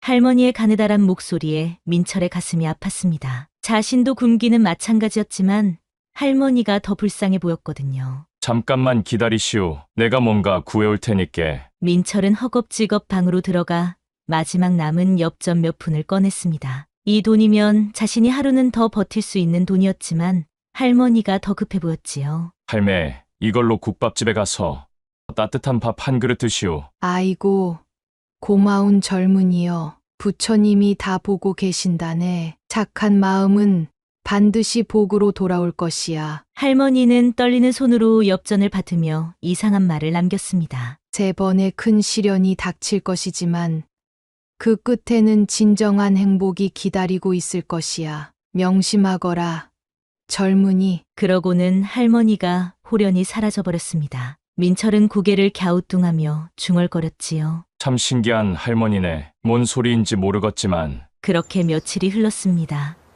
민철에게는 어려서부터 정해진 혼약이 있었는데 이제 곧 혼례를 올려야 할 때가 다가왔지요. 아이고, 첫날 밤이 무서워서 잠도 못 자겠네. 도대체가 여인한테는 어떻게 해야 하는 것인지 어렵구나 어려워. 민철은 밤마다 뒤척이며 고민했습니다. 서당에서는 아이들 가르치는 건 자신 있었지만 여자 앞에서는 말 한마디 제대로 못하는 겁쟁이였거든요. 그러던 어느 날 저녁, 그런 민철을 본 친구 갑돌이와 을수가 팔을 휘어잡으며 소리쳤지요. 야, 이 바보야. 그래가지고 어떻게 혼례 치를 기가? 오늘 기생방에 가서 제대로 배워보자. 아이고, 나는 됐다. 내 어찌 훈장이라는 사람이 그런 더러운 곳에 가겠는가. 더럽긴 뭐가 더러워. 남들은 가고 싶어도 돈이 없어서 못 가는데 오늘은 의리 있는 이 친구들이 공짜로 좋은 맛을 보여준다니까 그러네. 거기서 여자 다루는 법을 배우지 않으면 첫날 밤에 신부가 도망갈 것이라니까. 친구들은 민철의 말을 들으려 하지 않았습니다. 억지로 끌고 가더니 어느새 한양 최고라는 기생방 앞에 도착했지요. 어서 들어가라. 겁쟁이야. 민철은 떨리는 다리로 기생방 안에 들어갔습니다. 그런데 그 순간이었지요. 연분홍 저고리를 입은 아름다운 기생 하나가 민철과 눈이 마주쳤지요. 어머, 이런. 순진한 총각 훈장님께서 여기에 웬일이세요? 월양이라는 기생이었습니다. 그녀의 맑은 눈빛에 민철은 순간 말문이 막혔지요. 저는 그냥. 아이고, 얼굴이 사과처럼 빨갛네요. 월양의 부드러운 미소에 민철의 심장이 쿵쾅쿵쾅 뛰었습니다. 하지만 그 순간 민철은 벌떡 일어나더니 황급히 도망쳤지요. 안 된다. 나는 못하겠어. 민철이 뛰쳐나가는 모습을 보며 월양은 묘한 미소를 지었습니다. 참 재미있는 총각이네. 저런 순수한 사람이 또 있을까? 월양은 민철이 뛰쳐나간 문을 바라보며 혼잣말을 했습니다. 그때 같은 기생방에 있던 춘혜가 다가왔습니다. 월양아, 좀 전에 그 총각 그냥 가버렸어? 그런데 좀 이상해. 다른 남자들과는 뭔가 달라. 뭐가 달라? 다 거기서 거기지. 월양이 고개를 저었습니다. 춘혜야, 너도 봤잖아. 그 총각이 기생방에 와서 어떻게 행동했는지. 아, 그러고 보니 참 웃겼지. 다른 남자들은 오자마자 기생들 몸부터 만지작거리는데. 맞아. 그 총각은 눈도 제대로 못 마주치고 우리를 함부로 대하지도 않았어. 춘혜가 고개를 끄덕였습니다. 그래, 신기했어. 보통 남자들은 우리를 사람 취급도 안 하는데 말이야. 그리고 도망갈 때도 미안하다고 인사하고 나가더라. 그런 남자는 처음 봤어. 월양의 눈에 알 수 없는 감정이 스쳐갔습니다. 춘혜야, 나 그 총각한테 관심이 생기나 봐. 어머, 월양이가? 그동안 어떤 남자한테도 관심 없었으면서? 나도 모르겠어. 그런데 그 순수한 눈빛을 보니까 마음이 이상해지더라. 춘혜가 걱정스러운 표정을 지었습니다. 월양아, 조심해. 마님이 알면 큰일 날 거야. 알아. 그런데도 자꾸 생각이 나. 월양은 창문 너머로 하늘을 바라보며 중얼거렸습니다. 참 순수한 사람 같구나. 우리 아버지처럼 선량한 사람 같아. 그러다 갑자기 월아의 눈가에 눈물이 맺혔지요. 사실 월양에게는 아무도 모르는 슬픈 과거가 있었지요. 월양은 자신의 손목에 있는 작은 흉터를 만지작거렸습니다. 그 흉터는 3년 전 아버지가 영모누명을 쓰고 죽던 날 생긴 것이었거든요. 정승 영감이었던 우리 아버지가 역적이라니 말도 안 되는 일이었는데. 월양의 본명은 윤설아였습니다. 정승 윤대감의 외동딸로 태어나 무엇 하나 부족함 없이 자랐던 그녀였지만 하루아침에 기생으로 전락하고 말았지요. 그때 기생방 마담인 복녀가 성큼성큼 걸어왔습니다. 월향아, 아까 그 총각 뭔가 수상하더라. 너 그놈한테 관심 있는 것 아니냐? 아니에요, 마님. 그냥 신기해서요. 그냥이 어디 있어? 너 그놈 건드리면 안 된다. 그놈은 임자 있는 몸이다. 너는 모르겠지만 그 훈장과 혼례를 치를 여인은 내가 중매를 놓은 집안의 여식이다. 경비를 두둑하게 받은 만큼 일에 탈이 생기면 안 된다. 명심하거라. 괜히 순진한 양반 꼬셔서 팔자 고칠 생각일랑 접어두거라. 그러니 괜히 엮이지 말고 내일이나 해. 복녀가 화를 내며 나가자 월양은 더욱 민철이 궁금해졌습니다. 마님이 왜 저렇게 화를 내시는 것이지? 뭔가 숨기는 게 있나? 그날 이후 며칠이 지났습니다. 월양은 몰래 기생방을 빠져나와 민철의 서당을 찾아갔습니다. 아이고, 이거 뭐 하는 짓이야? 그런데 그때 담장 너머로 민철의 모습이 보였지요. 민철은 아이들에게 글을 가르치고 있었는데 그 모습이 참으로 다정해 보였습니다. 철수야, 이 글자는 이렇게 써야 하는 기라. 선생님, 어려워요. 어려우면 천천히 하면 되는 기야. 급할 것 없다. 민철의 따뜻한 모습을 보니 월양의 가슴이 이상하게 두근거렸습니다. 이런, 내 가슴이 갑자기 왜 이리 요동치는 것이오? 수업이 끝나자 월양은 용기를 내어 민철에게 다가갔습니다. 훈장님, 그때 그 기생님. 제가 도와드리겠어요. 첫날 밤 준비 말이에요. 민철은 깜짝 놀라 뒷걸음질을 쳤습니다. 아니요. 괜찮습니다. 기생님은 그냥 가시오. 왜 안 되는 거죠? 혼례 앞두고 이렇게 떨고 있으면 어떻게 해요? 월양이 한 걸음 다가서자 민철은 더욱 당황했지요. 저는 그런 더러운 일은 못하겠소. 더러운 일이라고요? 월양의 얼굴이 순간 차갑게 변했습니다. 훈장님, 저도 한때는 양반가 교수였어요. 정승 윤대감의 딸이었다고요. 뭐라고요? 정승가 딸이라고 하셨소?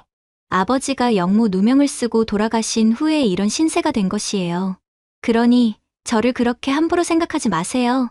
월양의 눈에 눈물이 글썽였습니다. 민철은 자신이 실수했다는 걸 깨달았지요. 아이고, 죄송합니다. 제가 너무 무례했네요. 훈장님도 첫날 밤이 두렵지 않나요?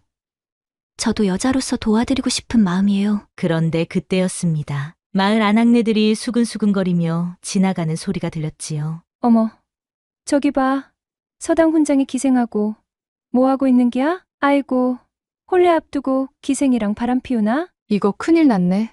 며느리 될 아가씨한테 말해야 하는 것 아니가?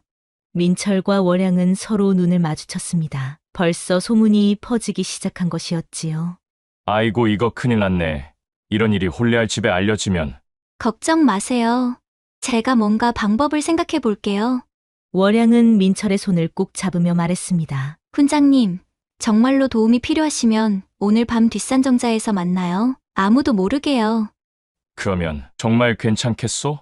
걱정하지 마세요. 괜찮을 거예요. 그리고 진짜로 첫날 밤 준비도 도와드리고요. 민철은 고민 끝에 고개를 끄덕였습니다. 그럼 알겠소. 하지만 마을 사람들에게 들키지 않도록 조심해야 하오. 물론이지요. 오늘 일은 우리 둘만의 비밀이에요.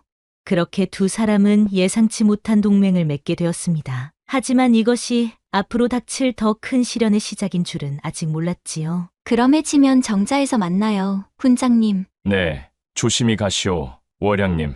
그날 밤 달이 유난히 밝게 떠오른 저녁이었습니다. 뒷산 정자에는 은은한 달빛이 내려앉아 마치 신선이 사는 곳처럼 아름다웠지요. 민철은 두근거리는 가슴을 진정시키며 정자에 도착했습니다. 아이고, 벌써 와 계셨네요. 월양이 살그머니 나타났습니다. 달빛을 받은 그녀의 모습은 마치 선녀 같았지요. 하얀 저고리에 연분홍 치마를 입은 월양의 모습에 민철은 또 한 번 넋을 잃었습니다. 훈장님, 왜 그렇게 멀뚱멀뚱 서 있어요? 어서 앉으세요. 네. 그런데 정말로 이런 걸 가르쳐 주실 거요? 민철이 조심스럽게 물으니 월양이 부드럽게 웃었습니다. 물론이지요. 먼저 여자의 손을 잡는 법부터 배워보세요. 손을 잡는다고요? 그냥 잡으면 되는 건 아니오? 아이고, 이 바보. 그냥 잡으면 되는 줄 알아요? 여자 손은 이렇게 조심조심 잡아야 하는 거예요. 월양이 민철의 손을 부드럽게 잡았습니다. 그 순간 민철의 심장이 쿵덕쿵덕 미친 듯이 뛰었지요. 이렇게 살짝살짝 만지면서 잡아야 해요. 너무 세게 잡으면 아프거든요. 그런 건가요? 이렇게 말이오? 민철이 따라 해보려는데 너무 조심스러워하다가 월양의 손을 깃털 만지듯 살살 건드렸습니다. 아이고, 그렇게 살살하면 손 잡는 게 아니라 간지럽히는 거예요. 그럼 어떻게 해야? 이번엔 민철이 너무 세게 잡았습니다. 아야, 손목이 부러질 것 같아요. 아이고, 죄송하오. 힘 조절이 잘 안 돼요. 월양이 웃음을 터뜨렸습니다. 훈장님, 글 가르치실 때도 이렇게 하세요? 붓을 깃털처럼 잡았다가 돌덩이처럼 잡았다가? 그건 또 다른 일이지 않소. 그럼 이제 눈 마주보는 연습을 해볼까요? 눈을 마주 본다고요. 그것도 연습이 필요하오? 당연하죠. 이렇게 부드럽게 바라보세요. 월양이 민철의 눈을 바라봤습니다. 그런데 민철이 너무 집중한 나머지 눈을 크게 뜨고 뚫어져라 바라봤지요. 아이고, 훈장님. 그렇게 눈 크게 뜨고 보면 무서워 보여요. 그렇소. 그럼 이렇게? 이번엔 민철이 눈을 가늘게 뜨고 바라봤습니다. 푸아, 이제는 졸린 사람 같아요. 그럼 도대체 어떻게 하라는 거요? 월양이 배를 잡고 웃었습니다. 훈장님 참 재미있으시네요. 이렇게 웃어본 지가 언제인지 모르겠네요. 저는 진지한데 월양님은 계속 웃으시는 게. 미안해요. 그런데 너무 귀여우셔서요. 민철의 얼굴이 빨갛게 달아올랐습니다. 이제 좀 자신감이 생기는 것 같소. 처음 치고는 잘하시는 거려. 실수가 많긴 하지만. 정말요? 그럼 나도 할 수 있다는 말이요? 민철의 목소리에 자신감이 조금씩 스며들기 시작했습니다. 월양은 그런 민철이 기특하고 귀여워 보였지요. 어떠세요? 이제 좀 익숙해지시나요? 그렇소. 그런데 좀 이상하오. 월양 당신과 있으니까 마음이 편안해지오. 민철의 솔직한 말에 월양의 가슴도 두근거리기 시작했습니다. 처음엔 그냥 도와주려던 마음이었는데 어느새 민철에게 진심으로 끌리고 있는 자신을 발견했거든요. 저도 훈장님과 있으니까 좋네요. 그렇게 달콤한 시간이 흘러가고 있었습니다. 두 사람은 서로의 마음을 확인하며 행복한 순간을 보내고 있었지요. 그 첫 만남 이후 며칠이 지났습니다. 민철이 월양과 약속한 대로 뒷산 정자에 먼저 도착해 기다리고 있었는데 부시럭부시럭 숲속에서 급하게 뛰어오는 발소리가 들렸지요. 누가 오는 것 같은데. 민철이 고개를 돌리는 순간 정자 아래로 비틀거리며 올라오는 사람 그림자가 보였습니다. 그런데 그 모습이 이상했습니다. 월양 낭자. 그것은 다름 아닌 월양이었는데 온몸이 피투성이가 되어 있었습니다. 옷은 찢어져 있고 머리는 헝클어져 있었지요. 아이고, 이게 무슨 일이오? 민철이 깜짝 놀라 월양에게 달려갔습니다. 월양은 숨을 헐떡이며 민철의 품에 쓰러졌지요. 훈장님, 살려주세요. 죽을 것 같아요. 무슨 일이오? 누가 이렇게 했소? 민철의 목소리가 떨렸습니다. 평소 온순한 그였지만 월양의 처참한 모습을 보니 가슴이 터질 것 같았거든요. 기생방 마님 복녀가 저를 죽이려 해요. 뭐라고 하셨소? 마님이 왜 그런 짓을 했단 말이오?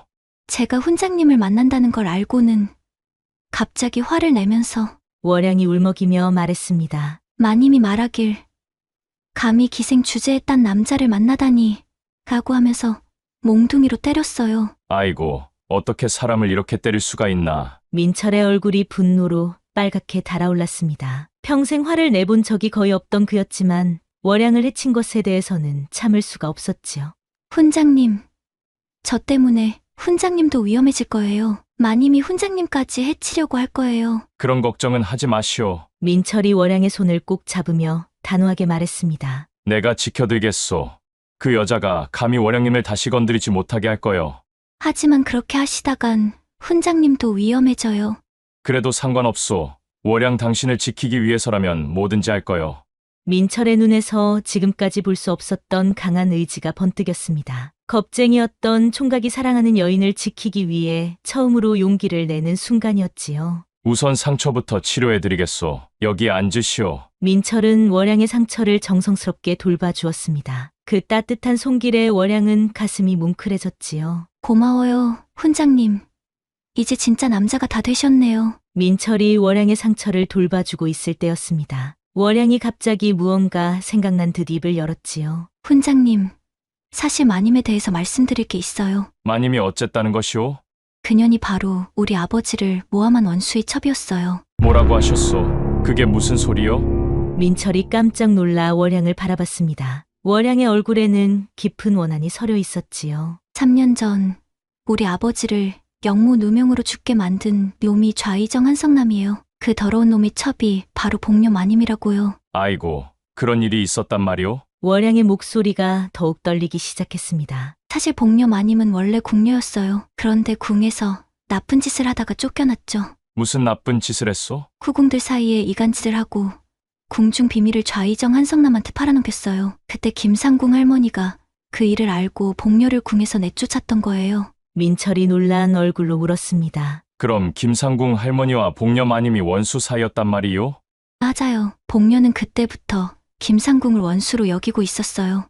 그런데 하필 김상궁과 친했던 우리 아버지까지. 월양이 주먹을 꽉 쥐며 말했습니다. 복녀는 한성남에 첩이 된 후에 아버지를 모함할 계획을 세웠어요. 김상궁이 친구였던 아버지를 제거하면서 동시에 자신의 과거를 숨기려던 거였죠. 겨우 그런 자신의 치부를 가리기 위해 그뿐만 아니에요. 복녀가 저를 일부러 기생방으로 데려온 것도 복수의 일환이었어요. 월양의 얼굴에 분노가 서렸습니다. 어제 마님이 저를 죽이려고 하면서 하는 말이 내 아비를 역모로 몰았던 일도 재미있었지만 양반과 교수였던 내가 기생이 되어 굴욕당하는 걸 보는 게 더 재미있다고. 그런 악독한 것이 있나? 그리고 또 말하길. 김상궁, 그 늙은 년도 언젠가는 내 손에 당할 거다. 내가 먼저 죽는 걸 보고 나서 말이하라고 했어요. 민철의 얼굴이 창백해졌습니다. 그럼 김상궁 할머니도 위험하단 말이요? 네. 그래서 더 무서워요. 복녀는 단순히 저만 죽이려는 게 아니라 과거 자신을 망하게 만든 모든 사람들에게 복수하려는 거예요. 그때 갑자기 어둠 속에서 복녀의 차가운 웃음소리가 들려왔습니다. 아이고, 이게 웬일이야? 기생년이 총각하고 정답게 있네? 호호호, 다 맞는 말이야. 내가 얼마나 오랫동안 이 순간을 기다렸는지 모를 거야. 복녀가 부하들과 함께 나타났습니다. 그녀의 얼굴에는 30년간 쌓인 원한이 서려 있었지요. 김상궁 그 늙은 년 때문에 내가 얼마나 고생했는지, 그리고 윤대감 그 고지식한 놈 때문에 내 과거가 들킬 뻔했으니까. 마님, 그만하시오. 그만하기는 뭘 그만해. 이제 시작인데.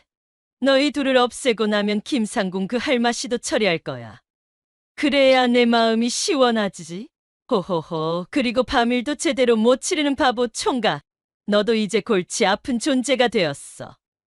복녀의 눈에서 차가운 살기가 번뜩였습니다. 야들아, 이 총각도 제거해야겠어. 월양이 혼자 죽는 것보다 둘이 함께 죽는 게 더 재미있을 것 같은데? 뭐라고요? 감히 사람을 죽이겠다고? 죽이기야 뭐 어려운 일인가? 호호. 복녀가 손짓하자 부하들이 몽둥이를 들고 다가왔습니다. 야들아, 저 둘을 깨끗하게 처리해라. 아무도 모르게 말이야. 네, 마님. 위기의 순간이었습니다. 민철은 떨리는 다리로 월양 앞에 버티고 섰지요. 월향, 제 뒤에 있으시오. 내가 어떻게든 막겠소. 하지만 민철의 목소리도 덜덜 떨리고 있었습니다. 그래도 포기하지 않는 그의 모습에 월양이 가슴 뭉클해했지요. 그 순간이었습니다. 갑자기 하늘에서 번개가 번쩍 치더니 소나기가 쏟아지기 시작했지요. 아이고, 비 온다. 즈미오, 월양님, 어서 도망치시오. 민철이 월양의 손을 잡고 정자에서 뛰어내렸습니다. 갑작스러운 소나기 때문에 복녀와 부하들의 시야가 가려진 틈을 타서 말이지요. 이것들 어디로 갔어? 놓치지 마. 저쪽으로 갔습니다. 우당탕탕 부하들이 뒤쫓아왔습니다. 민철과 월양은 빗속을 헤치며 마을로 뛰어들었지요. 훈장님, 이쪽으로요, 골목길로. 두 사람은 좁은 골목길을 이리저리 뛰어다녔습니다. 마을 전체가 추격전의 무대가 되었지요. 더 이상 못 뛰겠어요. 조금만 더 참으시오. 저기 빈 창고가 있어. 민철이 월양을 이끌고 낡은 곡식 창고 안으로 들어갔습니다. 두 사람은 집더미 뒤에 숨어서 숨을 죽였지요. 일단 안전한 것 같소. 고마워요, 훈장님. 무서웠어요. 월양이 품에 안기며 울자 민철은 월양을 다정하게 어루만져 주었지요. 괜찮소. 이제 안전하오. 빗소리가 창고 지붕을 두드리며 운치 있게 들려왔습니다. 어둠 속에서 두 사람만의 은밀한 시간이 시작되었지요. 훈장님, 저 때문에 이런 고생하시게 해서 미안해요. 무슨 소리요? 난 월양님을 지키고 싶었소. 민철이 월양의 눈물을 손으로 닦아주었습니다. 그 순간 두 사람의 눈이 마주쳤지요.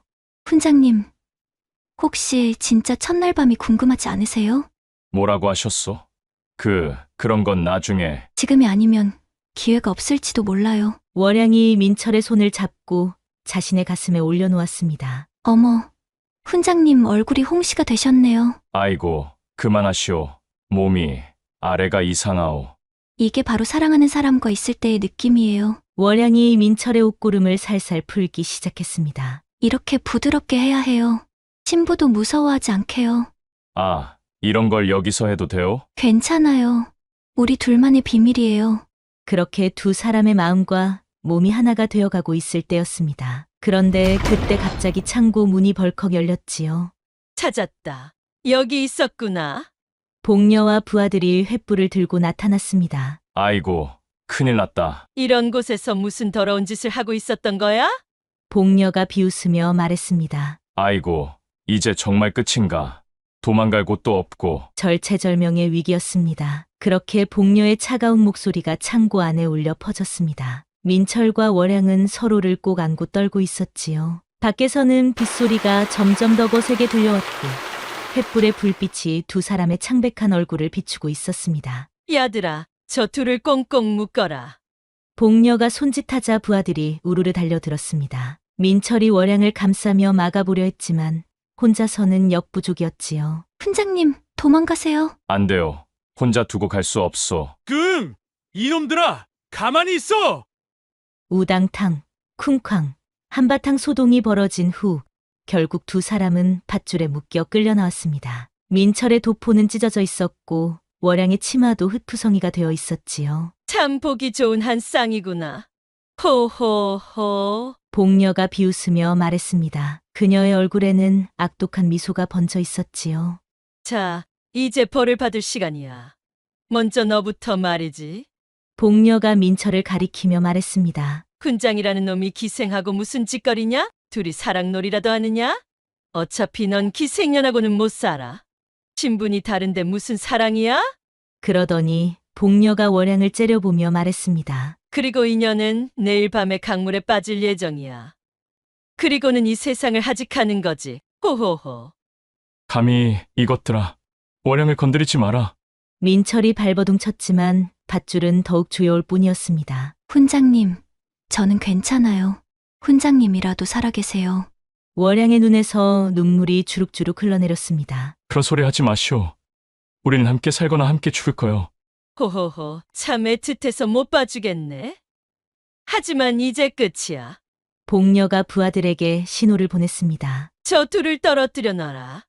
내일까지 서로 얼굴도 못 보게 말이야. 네, 마님! 그렇게 민철과 월양은 서로 다른 곳으로 끌려갔습니다. 두 사람의 절규가 비 내리는 밤하늘에 메아리 쳤지요. 월양님. 훈장님. 참으로 절망적인 상황이었습니다. 이제 정말로 모든 것이 끝난 것 같았지요. 하지만 하늘은 선량한 이들을 버리지 않는 법이었습니다. 그날 밤 민철은 낡은 헛간에 묶여 있었고 월양은 기생방 지하 창고에 갇혀 있었습니다. 두 사람 모두 절망에 빠져 있었지요. 그런데 그때였습니다. 부시럭부시럭 헛간 밖에서 누군가 다가오는 소리가 들리는 게 아니겠습니까? 젊은이, 거기 있느냐? 어디서 들어본 목소리였습니다. 민철이 고개를 들어보니 며칠 전 도와주었던 그 거지 할머니가 서 있었지요. 노파께서 어떻게 여기를? 내가 도와주마. 약속했잖느냐. 3번의 시련 후에 행복이 온다고. 할머니가 민철의 밧줄을 척척 풀어주었습니다. 그런데 이상했습니다.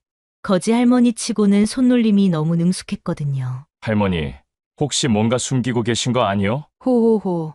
이제 말해도 될 것 같구나. 사실 나는 전직 궁녀였단다. 뭐라고요? 궁녀라고요? 민철이 깜짝 놀라 할머니를 바라봤습니다. 내 이름은 김상궁이다. 30년 전 궁에서 나온 후로 이렇게 살고 있지만 말이야. 그럼 월양이 말했던 그런데 왜 나를 도와주시는 거요? 그 복녀란 년 예전에 궁에서 일할 때부터 알고 있는 나쁜 여자야.